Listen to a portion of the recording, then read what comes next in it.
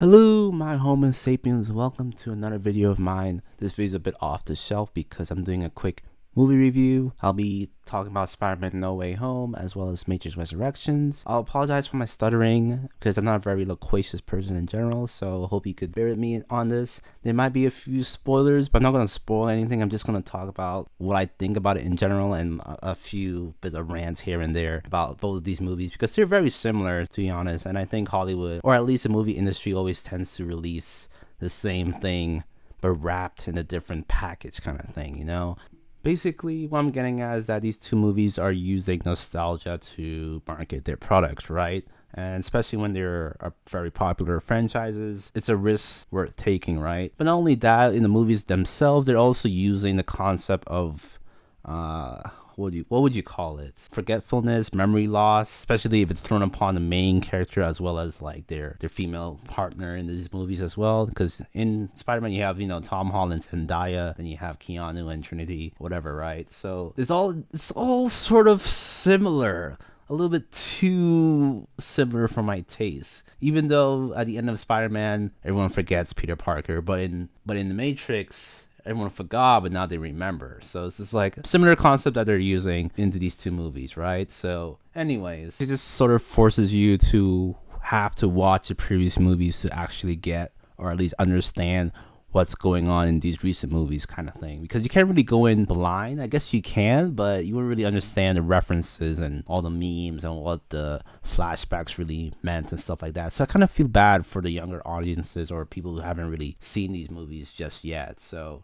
yeah, I just want to talk about The Matrix because that's just fresh off my memory right now. I must say, my rating right now, I think I need to rewatch it to see what's going on and maybe see some symbolism and like really analyze each scene of this film. But right now, my rating right now of this movie is actually a 5 out of 10. More like a 6 because of the effort, but right now it's about a 5 or 6 out of 10 right now for me because a lot has happened in this movie and it's 2 hours long, right? It's 2 hours and 17 minutes long or whatever, and nothing actually happens until the third act of the movie, and I feel like a lot of it was just so confusing for me. This is just my opinion. Obviously, this is a subjective opinion of mine, but it was confusing.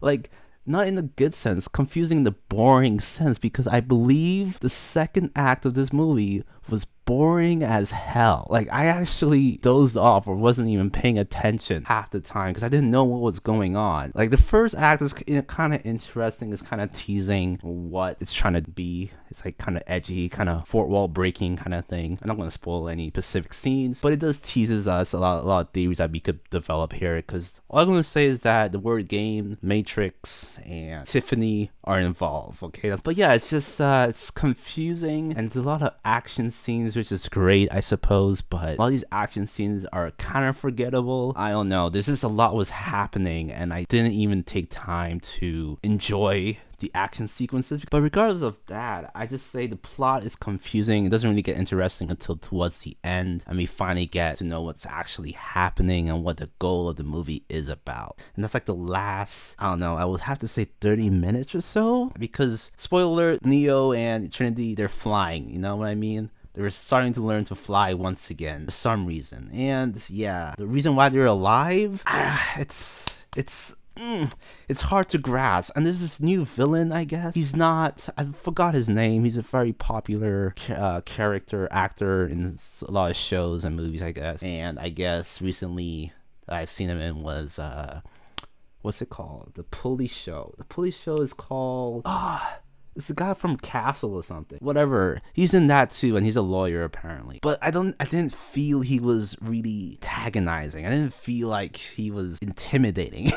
He was just monologuing for so damn long, man. This guy is so boring. Like, why did it make him so boring? Half the time he's just speaking nonsense. I'm like, bro, why is this man talking so much, bro? It's like, I feel like I was watching anime, because a lot of anime shows, main villain just rants about whatever and like talks about their whole plan and talks about like my powers and talk about, oh, this is where I learned this from you. I learned this from you. Haha, you can't do anything about this.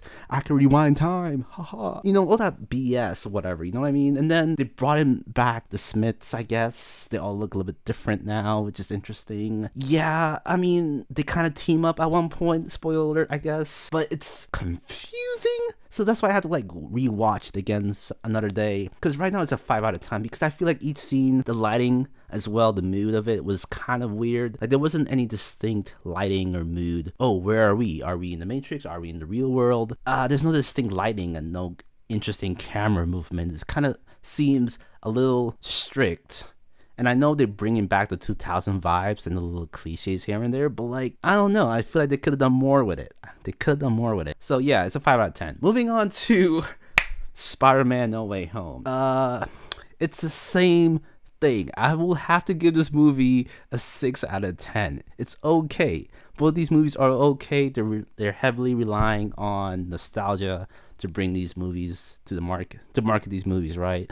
So you really have to watch the previous movies of the series to really understand what's going on. But yeah, if you haven't watched the past 5 Spider-Man movies, this would not make any sense to you whatsoever. I literally had to go back and like think about like, oh right, this is from that movie. Oh, it's from that movie too. Oh, because a lot of the lines, the people, the characters, the villains are from the previous movies. And I'm really disappointed because it just agitates me because Tom Holland, or whatever, it's Peter Parker, sorry, I keep confusing the two. Pretty bad mistake on my part. He's supposed to be a smart guy, right? And even Doctor Strange, he's supposed to be really smart. So for the mistakes to happen, for this plot to occur, doesn't really make any sense to me because I think people already know what's going on here, right? Peter Parker, his name is out in the world now. He goes to Doctor Strange to help him remove his name from the whole world or something like that, right? But the process of that happening was just like a facepalm to me. I'm like, Doctor Strange, you couldn't give Peter Parker time to think about what he's gonna say, what he should do before putting the spell on. And Peter Parker could have done, I'm sure there was another way for him to really, let people understand him more as a human being. I just feel like what they done is just so agitating. And I guess if you could just ignore that part, the movie is fine from then on. But like that part really irritated me for a little bit. Not only that, there's a scene when they're fighting in the mirror universe or whatever, and Doctor Strange loses to Spider-Man? Are you fucking kidding me? He loses to a spider, bruh, because he did math. He brought two things together, tied them up, tied Doctor Strange up, and boom, that's it. Are you serious, bro? Are you serious? My man lost to a teenager. This man knows magic, brother. What's going on?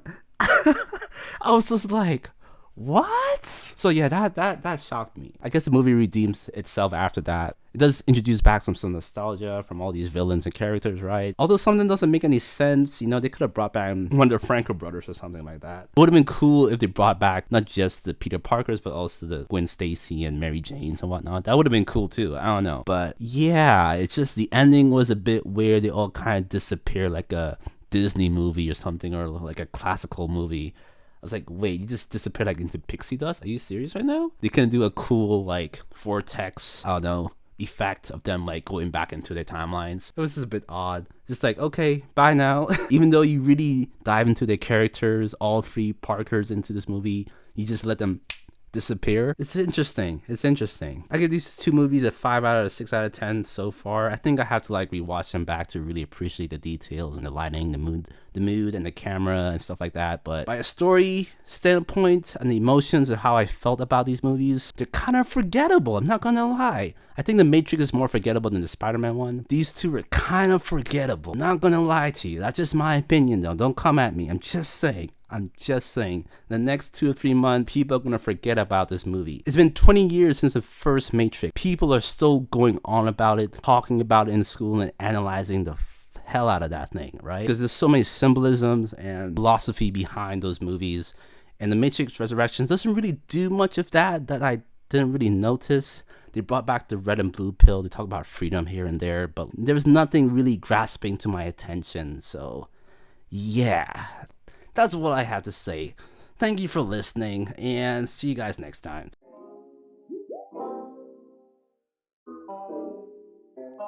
I just want to clear up one thing. When I say a 5 or 6 out of 10, that just means it's an average movie. I don't mean it's good. I don't mean it's bad. It's just average, right? And I think Spider-Man overall has a better output of being good in the cinema. But that's it.